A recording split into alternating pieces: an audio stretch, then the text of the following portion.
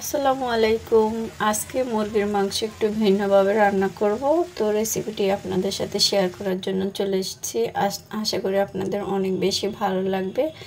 এখানে পেঁয়াজ বেরেস্তা করেছিলাম আমি, ওই তেলের ভিতরে দিয়ে দিয়েছি আমি মুরগির মাংস। আর এই মুরগিগুলো আমি লবণ, মরিচের গুঁড়া, হলুদের গুঁড়া দিয়ে লেবুর রস দিয়ে 30 মিনিট ম্যারিনেট করে রেখেছিলাম। এখন ভেজে নিব। আর এটা ভেজে উঠিয়ে রাখবো না, এটার ভিতরে আমি মশলাগুলো অ্যাড করব। আজকে একটু অন্যভাবে রান্না করতেছি মুরগির মাংসটা। এভাবে ব্রয়লার মুরগি রান্না করে খেয়ে দেখবেন, আশা করি আপনাদের অনেক বেশি ভালো লাগবে। তো আমি এখন মুরগিগুলো খুব সুন্দর করে ভেজে নিয়েছি। এখন এখানে মশলা অ্যাড করব। এখানে পেঁয়াজ বাটা, আদা বাটা, রসুন বাটা, আর এখানে গোটা মশলা, তেজপাতা, এলাচ, দারচিনি দিয়ে দিয়েছি। এখন এগুলো খুব সুন্দর করে ভেজে নেব। 5 মিনিটের মতো আমি ভাজবো।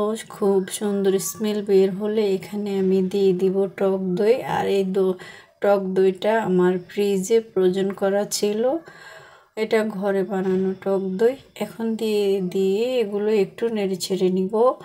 আর এখন দিয়ে দেব এখানে বেশ খানিকটা পেঁয়াজ কুচি, টমেটো কুচি, কাঁচামরিচ ফালি করে দিয়ে দিয়েছি। এখন এগুলো নেড়ে ছেড়ে দিব।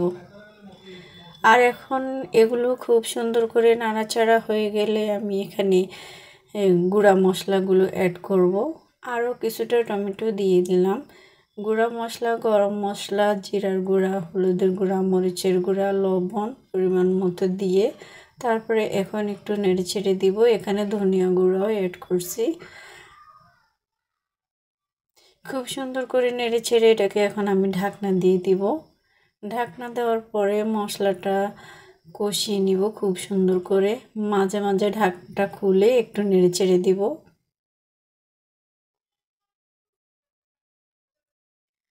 খুব সুন্দর করে নেড়ে ছেড়ে এটাকে ভাজা ভাজা করে নিব। আমি এখানে অল্প কিছু পানি অ্যাড করে দিব। 1 কাপের মতো গরম পানি দিয়ে দিয়েছি আমি। এখন আবারও একটু নেড়ে ছেড়ে দিব। নেড়ে ছেড়ে এটাকে ঢাকনা দিয়ে আমি 10 মিনিটের মতো রান্না করে নিব মিডিয়াম আঁচে। আর পানিটা যখন শুকিয়ে তেল উপরে ভেসে উঠবে তখন রান্নাটা কমপ্লিট হয়ে যাবে। তো কেমন হলো আজকের এই রেসিপিটা জানাবেন।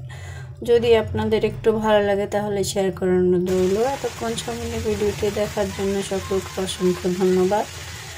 নামানোর আগে আমি কিছুটা পেঁয়াজ বেরেস্তা দিয়ে দিয়েছি। আর এভাবে রান্না করলে খুব বেশি ভালো লাগবে খেতে। এটা রুটি, পরোটা, নান সব কিছু দিয়ে খেতে পারবেন। আল্লাহ হাফেজ। আসসালামু আলাইকুম।